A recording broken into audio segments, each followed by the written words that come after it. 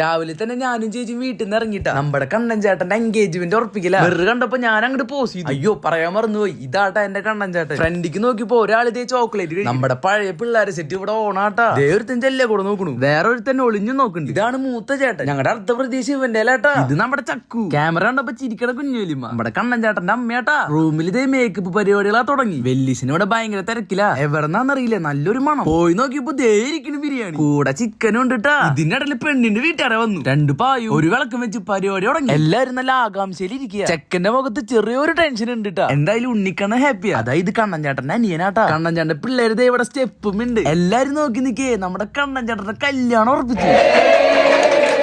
കൊച്ചു കള്ളൻ ഹാപ്പി ആയിട്ടാ. നമ്മുടെ ഫുഡ് ഇത് ഇവിടെ സെറ്റ് ആക്കി വെച്ചിട്ടുണ്ട്. പിന്നൊന്നും നോക്കിയില്ല, ഞാൻ അങ്ങനെ ഇരുന്നു. ആദ്യം റൈസ് വന്നു, അതിന്റെ പിന്നാലെ ഇത്തിരി അച്ച, കുറച്ച് സർലാസ്, പിന്നെ ദേ വന്നു നമ്മുടെ ചിക്കൻ. എല്ലാം കൂടിയിട്ട് ഒരു പിടിയാ പിടിച്ചു. ഇറങ്ങി കഴിഞ്ഞപ്പോ 2 പേര് ഐസ്ക്രീം കൊടുക്കായിരിക്കും. ഒരെണ്ണം തരാൻ പറഞ്ഞപ്പോ 2 തന്നു കേട്ടാ. പിള്ളേര് ഇഷ്ടം കൊണ്ടാന്ന്. പിന്നെ ഒന്നറിയാത്ത പോലെ ഞാനും അവരെ ഡെലിവറിയിരുന്നു.